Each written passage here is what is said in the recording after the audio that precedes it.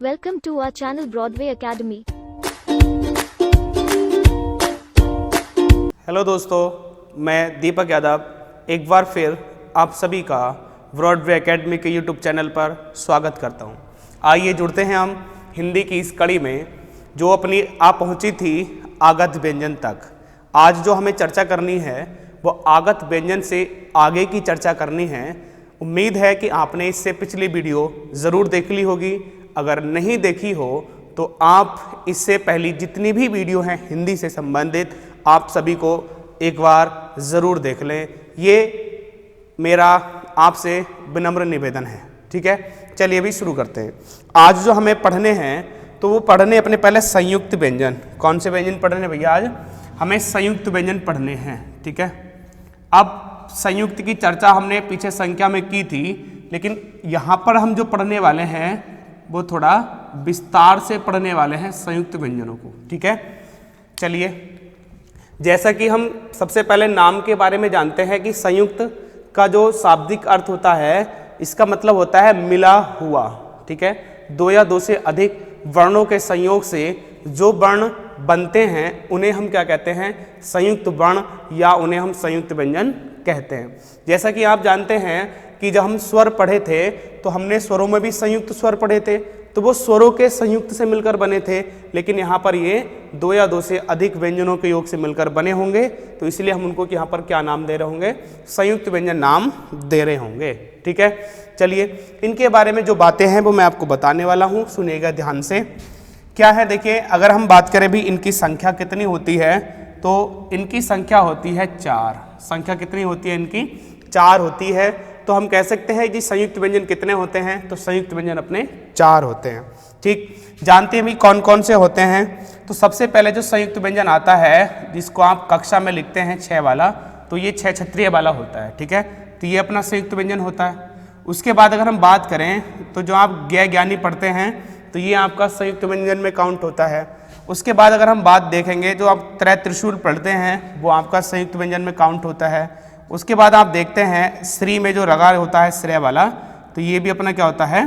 संयुक्त व्यंजन होता है, ठीक है। अब ये संयुक्त होता है तो भी किससे मिलकर बना होता है ये भी बता दीजिए। तो लिख लीजिएगा, ये जो अपना 6 बना होता है तो ये अपना बना होता है क प्लस से और प्लस ए से मिलकर बना होता है। यहाँ भी हलंत लगा है, यहाँ भी हल लगा है ना, हल लगा है, तो इसलिए यहाँ से क्या निकलेगा? ए निकलेगा। अगर मान लीजिए यहाँ पर ये इस ए के साथ नहीं होता तो फिर हम इसको इस तरीके से लिख रहे होते हैं, ठीक है। तो इस क प्लस से से मिलकर बनता है 6। अगर मैं यहाँ पर हल लगा दूंगा तो इसके बाद से इसमें से क्या मिलेगा? हमें ए मिलेगा, ठीक है। चलिए, मैं हल लगा के ही आपको बताने वाला हूँ। अगर आप हल ये वाले हल से अगर नहीं देखना चाहते तो यहाँ से इस स्वर को हटा दीजिएगा और यहाँ पर हल हटा दीजिएगा, ठीक है। चलिएगा, उसके बाद करते हैं भी ये जो ज्ञ ज्ञानी है ये किससे मिलकर बनता है? तो ये अपना ज़ प्लस व और प्लस ए से मिलकर बनता है। ये जो त्रय त्रिशूल है तो ये अपना तय और प्लस रे और प्लस क्या होता है? इसमें ए होता है, ठीक है। श्रेय की अगर हम बात करें तो ये इसमें तालव्य वाला से होता है, उसके बाद रे होता है और रे के बाद इसमें भी ए आता है, ठीक है। रे के बाद इसमें भी क्या आता है? ए आता है। देखिए, मेरा यहाँ जो ए के साथ इसे विभाजित करने का मकसद है वो ये है कि कभी कभी क्या होता है इनके लघु रूप दे देता है, मतलब छोटे रूप दे देगा किस तरीके से, है ना। अगर मान लीजिए ये आपने सबने देख लिया ना, लिख भी लिया होगा। अगर मान लीजिए मैंने यहाँ से किसको हटा दिया? यहाँ से मैंने इसे हटा दिया, भाई ये इसमें मान लीजिए नहीं है, ठीक है। तो यहाँ से हमें क्या हटाना पड़ेगा? ये हटाना पड़ेगा। तो हम कह सकते हैं इस जो स्वर रहित क है और जो स्वर रहित से है, इन दोनों के मेल से जो बनेगा वो आधा से बनेगा, ये आधा 6 बनेगा ये वाला, ठीक है। ऐसी ही अगर हम बात करेंगे, यहाँ से स्वर हटा देंगे तो ये भी आधा हो जाएगा, यहाँ से हटा देंगे तो ये भी आधा हो जाएगा ना, और यहाँ से हटा देंगे तो ये भी क्या बनेगा? अपना आधा बनेगा। तो हम कह सकते हैं ये जो स्वर है वो इनकी पूर्ति के लिए यहाँ पर लगा हुआ है, ठीक है। तो अब हम ये भी कह सकते हैं, अगर मान लीजिए यहाँ पर ये ए स्वर ना होकर के कोई दूसरा स्वर होता फिर ये किस रूप में आता? तो आपने सभी ने जरूर वीडियो देखी होगी स्वरों की मात्रा वाली, ठीक है। नहीं देखी है तो आप देख लीजिएगा। तो अब यहाँ पर ए है तो इसलिए ये वाला रूप आया है। लेकिन अगर हम किसी दूसरे स्वर को लगाते हैं, जैसा कि आप जानते हैं कि अगर मान लीजिए मैंने यहाँ पर ये हटा दिया तो मुझे यहाँ से ये हटाना पड़ेगा, और अगर मान लीजिए मैंने यहाँ पर बड़ी ई लिखी तो मुझे यहाँ पर बड़ी ई की मात्रा लगानी पड़ेगी, और बड़ी की मात्रा लगेगी तो फिर ये बन जाएगा इस तरीके से, ठीक है। अगर मान लीजिए मैंने यहाँ पर क्या लिखा भैया, ये मैंने यहाँ पर ये आ लिखा तो फिर ये यहाँ पर क्या बन जाएगा, ये आ बन जाएगा इस तरीके से, है ना।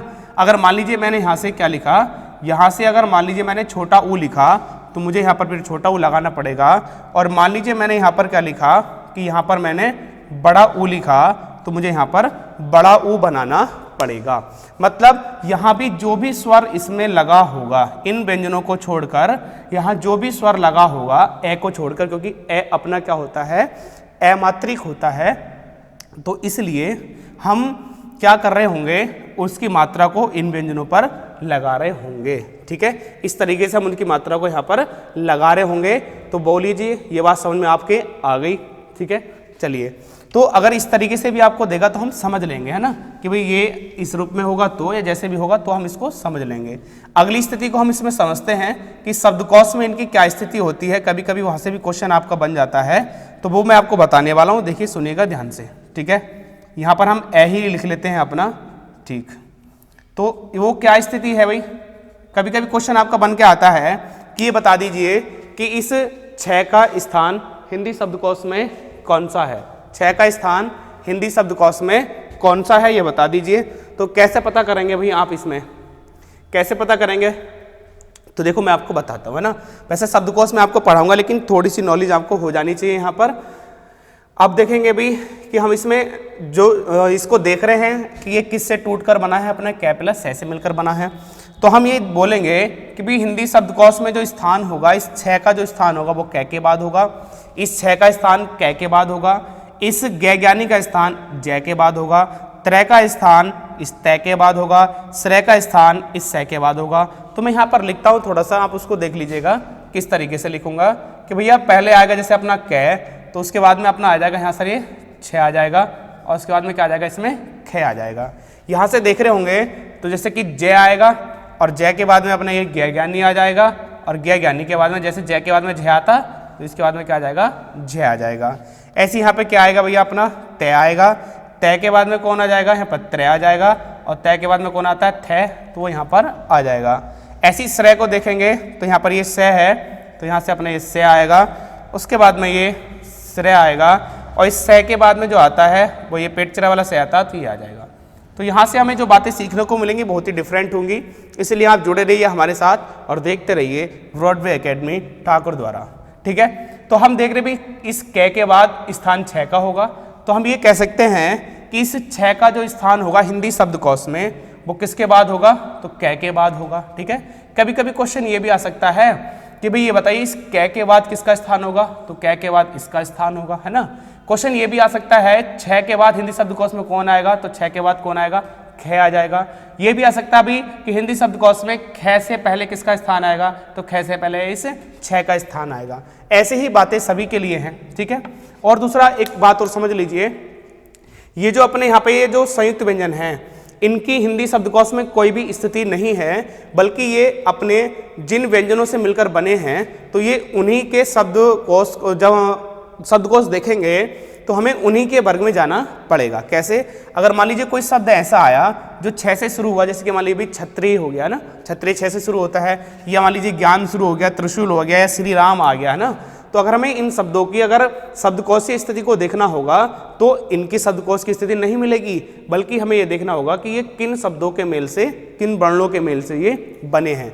जैसे कि अगर हमें क्या है, इस 6 की स्थिति को देखना है शब्दकोश में, तो हमें किसके वर्ग में जाना पड़ेगा, तो हमें कै के वर्ग में जाना पड़ेगा। मतलब 6 से संबंधित अगर कोई भी शब्द अगर होगा तो उसे अगर हमें देखना होगा हिंदी शब्दकोश में, तो हमें किस वर्ग में जाना पड़ेगा, तो हमें कै के वर्ग में जाना पड़ेगा। ऐसे ही अगर हमें ज्ञानी वाली शब्द की किसी भी शब्द की स्थिति को अगर जानना होगा तो हमें किस वर्ग में जाना पड़ेगा, तो हमें चय वर्ग में जाना पड़ेगा, क्योंकि ये जो जय है वो आपके चय वर्ग का व्यंजन है। किस वर्ग का व्यंजन है ये चय वर्ग का व्यंजन है। तो इसलिए ज्ञानी की स्थिति को देखेंगे तो हम इसमें जाएंगे, है ना। और ये किस वर्ग में आता है आपका, चय वर्ग में, तो चय वर्ग में जाएंगे। ऐसी अगर हम यहाँ से त्रय की स्थिति को अगर देखेंगे तो ये अपने तय वर्ग में जाएंगे। कौन से वर्ग में जाएंगे, तय वर्ग में जाएंगे। और श्रेय की स्थिति को देखेंगे, श्रेय की स्थिति को, तो हम कौन से वर्ग में जाएंगे, तो वह अपने सय के वर्ग में जाएंगे। मतलब अपने हम जो उष्म संघर्षी जो सय है उनके साथ इसकी स्थिति को जोड़कर हम देखेंगे। बोलिए भाई, इतनी बात सबकी समझ में आ गई या नहीं आई? क्यों भाई, संयुक्त व्यंजनों की स्थिति जरूर आपकी समझ में आई होगी। इतने अच्छे से मैंने इनको डिफाइन किया है, तो आप इसको जरूर देखिएगा और अपने दोस्तों में और अपने जो परिचित लोग हैं उनमें जरूर शेयर कीजिएगा, है ना। तो इनका क्वेश्चन इतना ही बन के क्या आता है कि इनकी संख्या कितनी होती है, 4, कौन कौन से होते हैं, कौन कौन से नहीं होते हैं, और ये किससे मिलकर बना होता है ना, और कौन सा व्यंजन इनसे मेल से नहीं बन सकता है, शब्दकोश की स्थिति किस तरीके से होगी, यहाँ पर किस तरीके से स्थिति होगी, इनसे संबंधित शब्दों को देखना होगा तो किस वर्ग में जाना होगा। ये सारी बातें इससे संबंधित थी जो मैंने आपको बता दी है। उम्मीद करता हूँ ये आपके समझ में जरूर आई होगी। अगर एक बार में जो है समझ में नहीं आ रही है तो आप इसको 2 बार 3 बार 4 बार जितना भी मन करे, जब तक समझ में आए तब तक देखते रहें और हमारे साथ जुड़े रहें, ठीक है, और अपने और दोस्तों को भी जोड़ें, ठीक है। चलिए, तो संयुक्त व्यंजन की कहानी जो पूरी होती है, अब चलते हैं आगे हम। तो व्यंजनों की जो संख्या अपनी टोटल 41 थी वो पूरी हो चुकी है, ठीक है, क्योंकि हमने सबसे पहले कौन सी संख्या पढ़ी भैया, तो 25 पढ़ी। 25 के बाद हमने 4 अपने कौन पढ़े, अंतस्थ व्यंजन पढ़े, और उसके बाद में 4 हमने कौन से पढ़े, उष्म संघर्षी पढ़े। तो यहाँ पर जो संख्या थी वो 33 वो अपनी इस तरीके से कंप्लीट हुई। 33 के बाद मैंने आपको संख्या 2 प्लस करके बताई थी 35, तो 2 प्लस जो हुए थे वो आपके उच्चित हुए थे, वो मैंने आपको पढ़ा दिए। उसके बाद में 2 प्लस करके हुए थे, तो 2 प्लस करके संख्या 37 हुई थी, और वो संख्या जो 2 प्लस हुए थे वो आपके आगत व्यंजन हुए थे। उसके बाद में आपके जो 4 प्लस हुए तो प्लस करके कितने हो गए, 41। तो 41 वाली संख्या आज अपनी कंप्लीट होती है। तो हम ये कहना चाहेंगे कि व्यंजनों की जो संख्या मैंने आपको बताई थी 33, 35, 37 और 41, तो वो आज अपनी क्या होती है, कंप्लीट होती है, ठीक है। इसके अलावा जो चीज़ें रह गई हैं वर्णमाला में व्यंजनों से संबंधित या और भी चीज़ें जो हैं इसमें, वो हम जानेंगे। तो इसी कड़ी में जुड़ते हैं आगे। आप बने रहिए हमारे साथ और देखते रहिए ब्रॉडवे एकेडमी ठाकुर द्वारा। चलिए, अब जो हमें यहाँ पर पढ़ना है, आप हेडिंग डाल लीजिए। आज हमें पढ़ना है अयोगवा। क्या पढ़ना है, अयोगवा वर्ण, ठीक है, अयोगवा वर्ण हमें यहाँ पर पढ़ने हैं, ठीक। चलिए, तो जैसे कि आप सब जानते हैं कि पहले मैं किसके बारे में बताता हूँ, शब्द मैंने लिखा है तो मैं शब्द के बारे में ही सबसे पहले डिफाइन करता हूँ कि शब्द वो किस तरीके से बना है, ठीक है। चलिए, तो यहाँ पर हम देख रहे होंगे कि ये जो अयोगवा है ये अपना 3 शब्दों के मेल से बना है ना। पहला इसमें जो है वो ए उपसर्ग है, उसके बाद में योग शब्द है, और उसके बाद में बहा शब्द है। तो ये अपने 3 शब्द इसमें हैं। ये तो शब्द नहीं बल्कि शब्दांश है, क्योंकि उपसर्ग या जो प्रत्यय होते हैं वो शब्दांश होते हैं, ठीक है। तो ए का मतलब नहीं, योग का मतलब जोड़। ए का मतलब क्या होता है, नहीं, और योग का मतलब जोड़, और बहा का मतलब होता है बहाना या बताना, ठीक है। तो हम ये कह सकते हैं कि जिन वर्णों का किन्हीं अन्य वर्णों से कोई भी योग नहीं है, लेकिन वो फिर भी अपने अर्थ को बताते हैं या फिर भी अपने अर्थ को बहाते हैं, उन्हीं वर्णों को कहा जाता है अयोगवा वर्ण कहा जाता है। इन्हें हम ना तो स्वर की कैटेगरी में रखते हैं और ना व्यंजन की कैटेगरी में रखते हैं, और हम इन्हें, अपवाद वाली बात इनके साथ बहुत सारी जुड़ी हुई हैं, और हम इन्हें स्वर की कैटेगरी में भी रखते हैं और हम इन्हें व्यंजन की कैटेगरी में भी रखते हैं। बातें बिल्कुल क्लियर हुई नहीं कि हम इन्हें ना तो स्वर मानेंगे ना व्यंजन मानेंगे, और हम इन्हें स्वर भी मानेंगे और इन्हें हम व्यंजन भी मानेंगे। तो इनके साथ ये जो मतभेद वाली स्थिति यहाँ पर पैदा हुई, इसीलिए इनको क्या है, पूर्ण रूप से ना तो स्वर का दर्जा मिला ना पूर्ण रूप से इनको व्यंजन का दर्जा मिला। इसलिए इनको जो नाम दिया गया, तो इनको नाम दिया गया अयोगवाह वर्ण। क्या नाम दिया गया, अयोगवाह वर्ण। इनकी एक परिभाषा और आती है जो इस बार यूपीएससी में पूछी गई थी कि जिन 2 वर्णों को लिखने के लिए मात्रा की आवश्यकता होती है पर उन्हें स्वरों में काउंट नहीं किया जाता या उनकी गणना स्वरों में नहीं की जाती, उन वर्णों को क्या नाम देते हैं, तो उन वर्णों को नाम हम अयोगवाह देते हैं। देखिए, सारी चीज़ें होती वही हैं, बस एग्जामिनर क्या करता है, उनको घुमा फिरा के हमारे सामने रख देता है, और हम जो रटने वाले होते हैं, तो रटने वाले तो भाई पीछे रह ही जाएंगे, क्योंकि रटने वाला तो वही रटेगा जो पढ़ाया गया होगा, और समझने कर आप अगर आप पढ़ेंगे तो समझी हुई चीज़ें आपके लिए हमेशा के लिए दिमाग में स्टोर हो जाती हैं। इसलिए आप रटे कुछ भी ना, यहाँ पर एक एक बात को समझें, ठीक है। तो मैंने आपको बताया अयोगवाह क्यों कहा गया इनको, है ना। चलिए, अब इनकी बात करते हैं, ये भी कौन से होते हैं, ये तो हमने बात कर ली शब्द के बारे में। अब बात करते हैं भाई ये कौन से होते हैं, तो इनकी संख्या अगर जब भी आपसे पूछी जाएगी तो इनकी संख्या होती है 2। कितनी होती है इनकी संख्या? 2 इनकी संख्या होती है। और 2 ये कौन कौन से होते हैं आइए जान लीजिएगा, ठीक है। तो ये जो 2 होते हैं, तो एक तो होता है जिसे हम अंग नाम देते हैं ये, ठीक है, और एक होता है जिसे हम क्या नाम देते हैं? अह नाम देते हैं, ठीक है। चलिए अब हम इस अंग को जो बोलते हैं, ये जो अंग है इसका अपना एक नाम है। वैसे अनुनासिक में मैंने इसकी चर्चा की थी अंग की, है ना, तो जान लेते हैं। देखो क्या नाम है इसका ना, तो हम इसको कहते हैं अनुस्वार। क्या कहते हैं इसको? हम अनुस्वार कहते हैं, ठीक है, हम इसको कहते हैं अनुस्वार, ठीक। और इसको क्या नाम देते हैं भैया? तो हम इसको नाम देते हैं विसर्ग का। किसका नाम देते हैं? विसर्ग का नाम देते हैं, इसे हम विसर्ग कहते हैं, ठीक है। देखिए इनके एक एक नाम और हैं, वो नाम क्या है? आप जानते हैं कि ये जो बिंदु लगा है वो शीर्ष पर लगा है। कहाँ लगा है? शीर्ष पर लगा है, इसलिए हम इसको शीर्ष बिंदु वर्ण भी नाम देते हैं। क्या नाम देते हैं? शीर्ष बिंदु वर्ण नाम देते हैं, ठीक है। अब देखेंगे ये जो बिंदु लगे हैं वो इसके पार्श्व भाग में लगे हैं, पार्श्व भाग में लगे, मतलब बगल में लगे, साइड में लगे हैं, तो इसलिए इसको हम पार्श्व बिंदु वर्ण बोलते हैं। पार्श्व बिंदु वर्ण हम इनको नाम देते हैं, ठीक है भाई। अब जानते हैं कि भाई ये जो है दोनों किस स्वर की सहायता से लिखे जाते हैं? तो भाई ये भी ए पर लगा है और ये भी किस पर लगा है? ए पर। तो ये बात मौखिक है, याद रख सकते हैं कि हम इनके उच्चारण में और इनके लेखन में किस स्वर की जो है मदद करते हैं। तो कौन सा स्वर मदद करता है यहाँ पर? ए स्वर मदद करता है। देखेंगे ए यहाँ पर भी है और ए यहाँ पर भी है, तो कौन सा स्वर मदद करता है? तो ए स्वर मदद करता है, ये मौखिक जान लीजिएगा, ठीक है। आप जानते हैं कि अनुस्वार का शाब्दिक अर्थ क्या था? अनु का मतलब पीछे, स्वार का मतलब होता है स्वर, तो स्वर के पीछे आने वाला, है ना। तो अनुस्वार का जो शाब्दिक अर्थ होता है वो होता है स्वर के पीछे आने वाले को क्या कहते हैं? अनुस्वार कहते हैं, ठीक है। स्वर के पीछे आने वाले को क्या कहते हैं? अनुस्वार कहते हैं।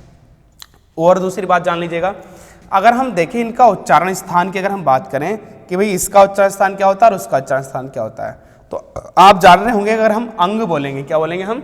अंग अगर बोलेंगे तो ये अनुनासिक से कहीं ना कहीं संबंध रखेगा, तो हम इसको बोलेंगे अनुनासिक। क्या बोलेंगे इसको हम? अनुनासिक या नासिक्य बोल सकते हैं, ये क्या बोल सकते हैं?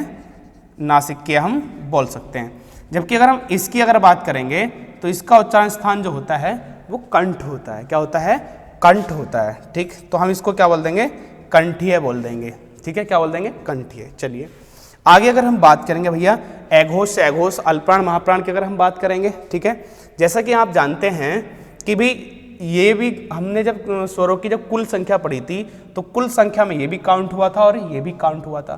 तो कुल स्वर की जब बात आती है तो ये जो दोनों होते हैं तो वो अपने सघोष बन जाते हैं। तो हम कह सकते हैं भैया घोषत्व के आधार पर ये दोनों वर्ण होते हैं वो सघोष होते हैं, और सघोष को ही क्या कहा जाता है? घोष कहा जाता है, ठीक है। ऐसी इसकी बात अगर जानेंगे तो ये भी अपना क्या है? सघोष है, ठीक है। ये भी क्या है? अपना सघोष है, या हम इसको नाम दे सकते हैं घोष। बोलो भाई यहाँ तक की स्थिति सबकी क्लियर हुई? चलिए अब बात आती है कि भाई प्राणत्व के आधार पर भी तो आपने बताया था कुछ, इन दोनों में मतभेद था। इन दोनों को हम देख लेते हैं, बाकी स्वरों को हम इसमें पीछे वर्गीकरण पढ़ चुके हैं। तो जब हम प्राणत्व के आधार पर बांटते हैं तो ये जो है अपना बन जाता है अल्प प्राण। क्या बन जाता है ये? तो ये बन जाता है अल्प प्राण, ठीक है भाई, अल्प प्राण। और ये जो है तो ये अपना बन जाता है महाप्राण। क्या बन जाता है? ये महाप्राण बन जाता है, ठीक। तो जो विसर्ग है वो अपना महाप्राण में आता है, जो अपना अनुस्वार है वो अपना किस में आता है भैया? अल्प प्राण में आता है। अब ये महाप्राण में भी क्यों आता है कि मैं इसको आपको पूरा बताऊंगा, ठीक है। क्योंकि महाप्राण में वो इसलिए आता है क्योंकि अगर हम देख रहे हैं तो ये जो विसर्ग है, थोड़ा सा इसको ऐसे कर लेते हैं, ये जो विसर्ग है तो इसका जो साउंड होता है ना, जो इसकी ध्वनि होती है, इसकी जो ये ध्वनि होती है, तो आप जानते होंगे जब किसी भी शब्द को आप पढ़ेंगे जिस पर विसर्ग लगा होगा तो इसकी जो ध्वनि मिली जुली होती है वो किसकी ध्वनि होती है? वो है की ध्वनि होती है। किसकी होती है? है की ध्वनि होती है, ठीक है। जैसे आप पढ़ेंगे, जैसे कि मान लो कोई भी शब्द लिख लो, जैसे कि मान लो मैंने यहाँ पर क्या लिख लिया, इस शब्द से आप सभी परिचित होंगे, मैंने यहाँ पर लिखा अतः, तो इसे आप पढ़ेंगे अतः पढ़ेंगे। अब मान लो चलो एक शब्द में यहाँ पर ये लिख देता हूँ, ये पढ़ा, तो इसको क्या पढ़ोगे भाई? जो ऊपर वाला शब्द है इसे आप पढ़ोगे अत, क्या पढ़ोगे? इसे पढ़ोगे आप अत पढ़ोगे अत, ठीक है। जबकि ये जो लिखा हुआ है तो इसे क्या पढ़ेंगे आप अतः, तो अतः पढ़ेंगे तो वहाँ पर साउंड किसका आएगा, है का आएगा। और जो अपना ये जो है होता है, जो अपना क्या होता है होता है, तो ये कैसा होता है, तो है होता है महाप्राण। कैसा होता है, महाप्राण होता है। इसीलिए जो विसर्ग होता है वो अपना महाप्राण में काउंट होता है। बोलो यहाँ तक की बात सबके क्लियर हुई। चलिए, तो किसी को कोई देखने में कुछ दिक्कत तो नहीं हो रही? अगर हो रही हो थोड़ी बहुत दिक्कत तो उसके लिए क्या है, मैं माफ़ी चाहूँगा। बाकी आवाज़ आपके लिए ज़रूर आ रही होगी, ठीक है, क्योंकि व्यवस्थाएं अभी जो है सटीक नहीं हो पा रही हैं। जैसी सटीक हो जाएंगी आपको जानकारी मिलती रहेगी और हम एक नए प्लेटफॉर्म पर भी पहुंचने वाले हैं। मतलब अपने इस एकेडमी को और भी थोड़ा सा सुधारने वाले हैं, मतलब अपनी इसमें हम और भी लेवल को उठाने वाले हैं अपना, है ना। ऑनलाइन एकेडमी पूर्ण रूप से हम इसको बनाने वाले हैं, ठीक है। चलिएगा, तो अयोग्यता की कहानी बोलो पूरी हुई या नहीं हुई? पूरी होगी। चलिए, आप सोच रहे होंगे एकेडमी तो पूरी हो गई, यहाँ पर कहानी तो पूरी हो गई, लेकिन कुछ चीज़ें अभी रह गई हैं। देखो, आपकी नज़र में रह गई होंगी, कुछ मेरी नज़र में रह गई हैं। क्या रह गई हैं वो जान लेते हैं, ठीक है। अब बात आती है भाई, इनको अयोग्यता कहते हैं, ऐसा आपने बताया, उसका रीज़न नहीं बताया क्यों कहते हैं। उसका रीज़न बेटा ये है, क्या है रीज़न? अगर हम यहाँ पर उच्चारण के आधार पर अगर हम देखें, किसके आधार पर देखें? उच्चारण के आधार पर, ठीक है। तो ये जो अपने वर्ण होते हैं ना, जो अयोग्यता वर्ण होते हैं, ये उच्चारण के आधार पर क्या होते हैं। दूसरा, यहाँ पर आपसे दे देगा लेखन के आधार पर। अब आपने देखा होगा कि जब हमने स्वरों की संख्या का वर्गीकरण पढ़ा तो उच्चारण के आधार पर संख्या कम हुई होगी और लेखन के आधार पर संख्या बढ़ी होगी, है ना। लेखन के आधार पर स्वरों की संख्या की अगर हम बात करते हैं तो कितनी हो जाती है? 13।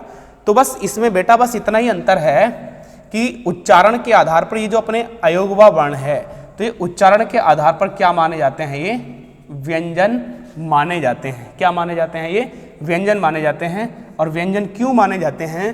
क्योंकि अभी मैंने जैसे पहले बताया कि इन अयोग्यता के मतलब उच्चारण में स्वर मदद करता है। और कौन सा स्वर मदद करता है? वो जो अपना ए होता है वो स्वर मदद करता है। और जिन वर्णों के उच्चारण में स्वर मदद करते हैं तो उन्हें क्या कहा जाता है? व्यंजन कहा जाता है, ठीक है। चलिए, अब दूसरी बात आती है लेखन के आधार पर। अब लेखन के आधार पर इन्हें क्या माना जाता है? तो लेखन के आधार पर इन्हें स्वर माना जाता है। अब लेखन के आधार पर स्वर क्यों माना जाता है? क्योंकि इनको लिखने के लिए मात्रा की आवश्यकता होती है। और जिन वर्णों को लिखने के लिए मात्रा की आवश्यकता होती है उन्हें क्या कहा जाता है? स्वर कहा जाता है। उन्हें क्या कहा जाता है? स्वर कहा जाता है, ठीक है। बोलो यहाँ तक की बात क्लियर हुई? ठीक। अगर बात आ जाए इनकी मात्रा की, किसकी बात आ जाए? इनकी मात्रा की, तो देख लेंगे अनुस्वार जो होता है तो इसकी जो मात्रा होती है, अनुस्वार की जो मात्रा होती है अपना, है ना, ये अपना क्या होता है? अनुस्वार होता है। इसकी जो मात्रा होती है तो किसी भी वर्ण पर किस तरीके से लगती है कि भाई यहाँ पर तो अपना वर्ण बना होगा और इसके ऊपर हम क्या लगाते हैं? बिंदी लगाते हैं। क्या लगाते हैं? बिंदी लगाते हैं। सिरोरेखा से ऊपर लगती है, ठीक है, सिरोरेखा से ऊपर लगती है, ये वाली बात आ गई। बात करेंगे अभी विसर्ग की मात्रा, बता दीजिए विसर्ग की मात्रा किस तरीके से लगती है। तो विसर्ग जो होता है वो अपना जैसे ये होता है, ए पर लगी यहाँ पर, तो इसकी जो मात्रा होती है, तो जैसे कि ये सिरोरेखा हो गई और यहाँ पर अपना कोई भी क्या बन गया? वर्ण बन गया, तो उसके यहाँ ये इस तरीके से लगती है। तो बाईं तरफ लगती है कि दाईं तरफ लगती है? तो विसर्ग जो लगता है वो दाईं तरफ लगता है। किधर लगता है? दाईं तरफ। और ये जो अनुस्वार है वो कहाँ लगता है? ऊपर की तरफ लगता है। बोलो जल्दी से, यहाँ तक की बात क्लियर हुई या नहीं हुई? चाहिए, चलिए, यहाँ तक की बात बिल्कुल क्या हुई? क्लियर हुई। तो आपके जो अयोग्यता हैं वो बिल्कुल क्या हो जाते हैं भैया? पूरे हो जाते हैं, ठीक है।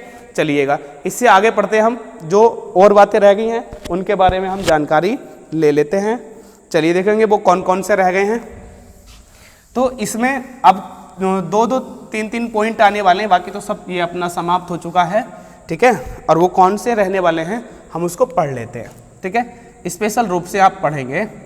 जैसे कि आपने सुना होगा कि एक द्वित्व व्यंजन होते हैं। क्या होते हैं? एक द्वित्व व्यंजन होते हैं। इनको हम युग्मक व्यंजन भी बोलते हैं। क्या बोलते हैं इनको हम? युग्मक व्यंजन, ठीक है भाई। द्वित्व व्यंजन या हम इनको युग्मक व्यंजन भी बोलते हैं। कौन से होते हैं द्वित्व व्यंजन या युग्मक व्यंजन? द्वित्व का मतलब होता है दो, युग्मक का मतलब होता है आपका जोड़ा सी, है ना। तो क्या होता है देखो, आपने अक्सर देखा होगा जब स्वर रहित व्यंजन स्वर सहित व्यंजन से मिलता है तो वो स्थिति क्या बन जाती है? वो द्वित्व की या युग्मक की स्थिति बन जाती है। वो दोनों समान होने चाहिए। कैसे होने चाहिए? वो समान होने चाहिए। एग्जाम्पल से आप समझ सकते हैं, अगर मान लो मैंने यहाँ पर क्या लिख दिया, बिल्ली अगर यहाँ पर लिख दिया, दो व्यंजन समान होने चाहिए, ठीक है। एक परिभाषा और होती है, वो भी मैं आपको बताऊंगा। दो व्यंजन कैसे होने चाहिए? समान। जैसा आप यहाँ पर देख रहे हैं, यहाँ भी लय है और यहाँ पर भी क्या है? लय है। तो पहला वाला जो लय है वो स्वर रहित व्यंजन हो गया, क्योंकि वो आधा है, स्वर रहित व्यंजन हो गया। दूसरा वाला जो लय है वो स्वर सहित हो गया। तो इसीलिए तो मैंने आपको परिभाषा बताई कि जब स्वर रहित व्यंजन स्वर सहित व्यंजन से मिलता है तो वो स्थिति क्या कहलाती है? द्वित्व की। लेकिन इसमें शर्त एक ही होती है कि वो दोनों व्यंजन कैसे होने चाहिए? समान होने चाहिए। कैसे होने चाहिए? दोनों व्यंजन समान होने चाहिए। दूसरी परिभाषा क्या बनेगी? जब दो समान व्यंजनों के बीच से स्वर को हटा दिया जाता है, या कह सकते हैं जिन दो समान व्यंजनों के बीच स्वर का प्रयोग नहीं किया जाता उन्हें हम क्या कहते हैं? द्वित्व कहते हैं। जैसे मान लो मैंने यहाँ पर लिख दिया भाई चच्चा, इनमें बताओ द्वित्व क्या होगा? तो आप कह रहे होंगे कि भाई एक तो ये आधा च और ये दूसरा च। तो इसमें ये शर्त है कि पहला जो वाला जो व्यंजन होगा वो स्वर रहित होगा और दूसरा वाला जो व्यंजन होगा वो स्वर सहित होगा। ऐसी भाई मैंने यहाँ पर लिख दिया पक्का, क्या लिख दिया यहाँ पर मैंने? पक्का। तो आधा क और पूरा क, ये क्या बन गया? अपना द्वित्व बन गया। ऐसी भी मैंने यहाँ पर लिख दिया मिट्टी, तो आधा ट और पूरा ट हो गया, ठीक है। ऐसी भी मैंने यहाँ पर लिख सकता हूँ दिल्ली, क्या लिख सकता हूँ यहाँ पर मैं? दिल्ली।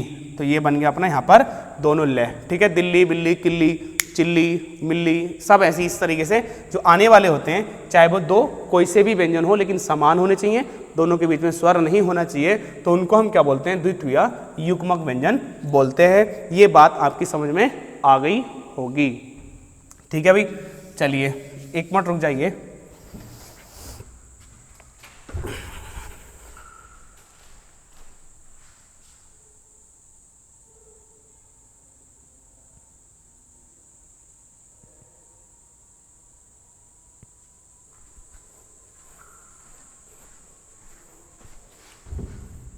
ठीक है भाई, चलिए शुरू करते हैं अपना आगे, देखते हैं भाई। चलो शुरू करते हैं अपना आगे, है ना।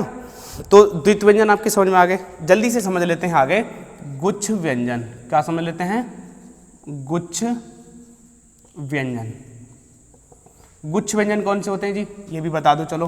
तो देखो, गुच्छ का मतलब होता है गुच्छा, और गुच्छा मतलब इस तरीके से जो व्यंजन अभी हमने यहाँ पर पढ़े तो उसमें क्या थे? समान व्यंजन थे। वो दोनों कैसे व्यंजन थे? समान व्यंजन थे। लेकिन अब जो ये दो व्यंजन आने वाले हैं तो ये दोनों कैसे होंगे? असमान व्यंजन होंगे। लेकिन असमान तो होंगे, क्या होंगे ये? असमान तो होंगे, दो असमान व्यंजन होंगे और उनमें जो पहला होगा वो भी स्वर रहित होगा। दो असमान होंगे तो जो पहला वाला होगा, जो ये पहला, और जो यहाँ पर हम लिख सकते हैं जो बाद का होगा, तो जो पहला वाला होगा तो ये स्वर रहित होगा। कैसा होगा? ये स्वर रहित होगा। और ये जो होगा वो स्वर सहित होगा। कैसा होगा? ये स्वर सहित होगा। यही कहानी उसकी थी, यही कहानी इसकी है। लेकिन वहाँ पर आप देख रहे थे दोनों समान व्यंजन थे, दो समान व्यंजन थे। ये दोनों कैसे हैं? असमान व्यंजन होंगे। दोनों असमान व्यंजन होंगे। जैसे आप लिखा हुआ देखते हैं, जैसे मैंने यहाँ पर लिख दिया ये विद्या लिख दिया। क्या लिख दिया भाई? विद्या। तो देखो द पे हल लगा है और लास्ट में क्या है? ये तो ये जो दोनों होंगे वो कैसे होंगे? असमान व्यंजन है। द अलग है, ये अलग है, दोनों के बीच में स्वर नहीं आया है। ऐसे ही हम यहाँ पर लिख सकते हैं कि अच्छा, जैसे मैंने यहाँ पर लिखा अच्छा, है ना। तो ये जो च और जो छ है ये दोनों क्या हैं? असमान व्यंजन हैं। तो इस तरीके से जब असमान व्यंजन आपस में जुड़ते हैं और उन दोनों के बीच में स्वर नहीं आता है तो उन दोनों को हम क्या कहते हैं? गुच्छ कहते हैं। यहाँ पर ये भी अपने क्या है? गुच्छ व्यंजन है, ठीक है। और भी इस तरीके से जैसे स और ये व है, ये भी क्या है? अपना एक गुच्छ व्यंजन की श्रेणी में रखा जाएगा अगर क्वेश्चन आपसे इस तरीके से पूछा जाता है तब। लेकिन अगर कभी कभी ऑप्शन में ना दे तो इन दोनों की अपेक्षा ये जो कंडीशन आती है ये ज़्यादा उपयोगी मानी जाती है। ठीक है भाई, तो अगर देखें हम यहाँ पर तो विद्या को आप किस तरीके से लिखेंगे, तो विद्या को आप अगर गुच्छ व्यंजन के रूप में लिखेंगे तो इस तरीके से लिखते हैं। तो ये वाला जो व्यंजन बनता है वो गुच्छ व्यंजन कहलाता है। क्या बनाता है वो? गुच्छ व्यंजन कहलाता है। ऐसी अगर हम बात करें, अगर हम योद्धा को अगर हम विस्तार में लिखें तो इस तरीके लिखा था योद्धा, है ना, ऐसे तो लिखा जाएगा। यहाँ पर दय पहलंत लिखा जाता है, इस तरीके से लिखा जाता है। तो ये अलग, लेकिन हम इसको किसके रूप में लिखें, अगर गुच्छ व्यंजन के रूप में लिखें तो हम इसे इस तरीके से लिख रहे होंगे। तो ये जो स्थिति कहलाएगी वो क्या कहलाएगी? गुच्छ कहलाएगी।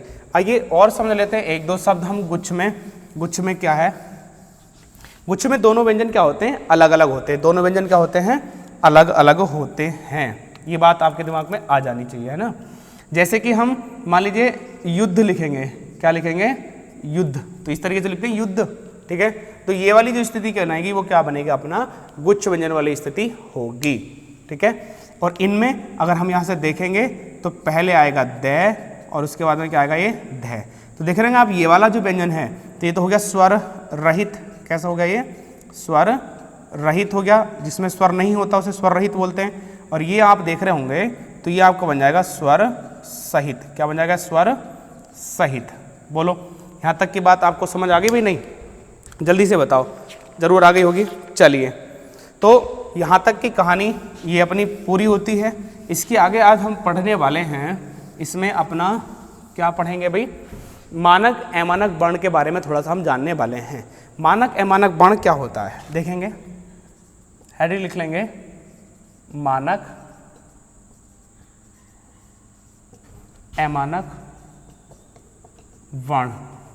मानक अमानक वर्ण कौन से होते हैं भाई, है ना। तो देख लीजिए, कुछ नहीं है, बस क्या है, आप जानते हैं कि हमारी जो हिंदी है और हिंदी की जो लिपि है वो देवनागरी लिपि है। अभी जो देवनागरी लिपि विकसित हुई है वो ब्राह्मी लिपि से विकसित हुई है। किससे विकसित हुई है? ब्राह्मी लिपि से विकसित हुई है। तो क्या है भाई, लिपियों में क्या होता है, इसमें अपना परिवर्तन होते रहते हैं, क्योंकि भाषा खुद में अपनी परिवर्तनशील होती है। जब भाषा परिवर्तनशील होती है तो इसमें क्या होता है कि जो वर्ण अपना पहले चलते थे उनके स्थान पर हम नए वर्णों को जब रख देते हैं, तो जो हम नए वर्ण को रखते हैं या उसके रूप को सुधार कर रख देते हैं, तो जिस वर्ण के स्थान, मतलब हम कह सकते हैं जिस वर्ण के स्थान पर कोई दूसरा वर्ण रखते हैं, या कह सकते हैं जिस वर्ण के रूप को हम सुधार कर उसका नया रूप लेकर के आते हैं, तो जिस वर्ण को सुधारते हैं वो तो कहलाता है अमानक वर्ण। लेकिन सुधारने के बाद में जो वो वर्ण बन जाता है तो वर्ण क्या कहलाता है? अपना मानक वर्ण बन जाता है। कैसे बन जाता है? देखो, यहाँ पर आप कुछ नहीं करेंगे, बस एक कॉलम बना लेंगे, 2 कॉलम बना लेंगे और उसको समझ लेंगे। कैसे समझ लेंगे? बहुत आसान तरीके से आप उसको समझ लेंगे। कैसे समझेंगे? देखो, यहाँ पर लिखा अमानक वर्ण और यहाँ पर आप लिख लेंगे मानक वर्ण लिख लेंगे कि जो पहले मानक जो अमानक हुआ है तो उसके स्थान पे कौन सा मानक वर्ण आया है वो हम देख लेंगे किस किस तरीके से इसमें अपना आता है, ठीक है। तो सबसे ज़्यादा जो आपसे क्वेश्चन पूछा जाता है मानक अमानक में, वो आप सब जानते होंगे, आपको भय जैसी आकृति जो मिलती है ना। तो ये वाली जो आकृति आपको देखने को मिलती होगी इस तरीके से, तो ये अमानक वर्ण बना। आप इसको भय मत समझिएगा, क्यों? क्योंकि ये पहले जो था वो अपना झ था। क्या था ये? झ, इस तरीके से। तो ये कह देंगे ये मानक वर्ण आपके रूप में आ गया और ये अमानक वर्ण आया। आपने झूला का डालडा घी देखा होगा, तो उस बक्से पे भी इसी तरीके से लिखा होता है झूला, ठीक है, इसके साथ लिखा होता है। तो ये अमानक वर्ण हो गया और ये इसका मानक वर्ण हो जाता है, ठीक है। ऐसे ही आप देखते होंगे कि अब ये तो बहुत पहले की बात है ये इस तरीके से, और इसके स्थान पे जो मानक वर्ण आया है वो कौन सा मानक वर्ण आया है? वो अमानक वर्ण आया है। बोलो जल्दी से, ये बात आपके समझ में आ गई? नहीं, ठीक है। उसके बाद में आप देखते होंगे कि भाई ये जो 6 इकाई है, ये जो 6 इकाई इस तरीके से जो बनती थी, है ना, तो इसके स्थान पे जो मानक वर्ण आया है तो वो कौन सा मानक वर्ण इसके स्थान पे आया? ये वाला 6 बनकर के मानक वर्ण इसके स्थान पे आया है, ठीक है। ऐसे ही आप देखते होंगे कहीं आपने लिखा हुआ देखा होगा इस तरीके से ल, है ना, इस तरीके से ल लिखा जाता था, है ना, लेकिन इसके स्थान पे जो मानक वर्ण आया है वो ये वाला ल है। इसके स्थान पे मानक वर्ण जो आया है वो ये वाला आया है, ठीक है। ऐसे ही आप देखते होंगे ये, अब पहले ये ऐसा था कि इसमें घुंडी नहीं थी, ऊपर की जो गोल आता ना तो ये नहीं थी, तो ये अमानक बण माना जाता है। इसके स्थान पे मानक बण कौन सा आया, जिसमें ऊपर की तरफ घुंडी है, तो ये अपना मानक बण बन करके आया है इसका, तो ये बोलेंगे ये अमानक बण हो गया और ये कौन सा हो गया, मानक बण अपना इसमें हो गया। ठीक है, ऐसा ही हम देखेंगे कि यहाँ पर ये है ना, इसको आप जो भी समझे, तो ये क्या है अपना आज का, अगर हम देखें किस वर्ण के स्थान पर आया है, तो ये इसके स्थान पर जो आया है वो ये वाला वर्ण आया है जो टे वर्ग का पंचम वर्ण है। टे वर्ग का जो पंचम वर्ण है वो ये आया है। बोलो यहाँ तक की बात समझ में आई। चलिए एक दो और हैं, मैं लिखता हूँ, देखिए कौन से हैं वो। एक आपने त्रित्रिशूल वाला देखा होगा, क्या देखा होगा आपने, एक त्रित्रिशूल वाला देखा होगा। किस तरीके से देखा होगा, इस तरीके से आपने देखा होगा कि वो पहले ना तय, और तय में क्या था, वो रे लगा था, तय में क्या लगा था, रे लगा था। इस तरीके से हम रे लगाते हैं, प्रकारांतर वाला जो रे लगता है, ठीक है ना, इसको पदेन रे भी बोलते हैं, पदेन रे बोलते हैं इसको, है ना, पद मतलब पैरों में लगा होता है। लेकिन आज की स्थिति क्या बनी, जो त्रय की, तो वो अपना ये बन का ही है ना, ये, तो ये अपने अमानक वर्ण की श्रेणी में आ गए और ये अपने मानक वर्ण की श्रेणी में आ गए। लेकिन सबसे ज़्यादा जो पूछा जाता है वो झ, कौन सा पूछा जाता है सबसे ज़्यादा, वो झ पूछा जाता है। तो आशा करता हूँ ये बातें आपको ज़रूर समझ में आ गई होंगी। ठीक है, मानक अमानक वर्ण आपके समझ में आ गए होंगे। ठीक है भाई, चलिएगा आज के लिए इतना ही, आगे मिलते हैं अपनी अगली वीडियो में। तब तक देखते रहिए ब्रॉडवे एकेडमी ठाकुर द्वारा। जय हिंद, जय भारत।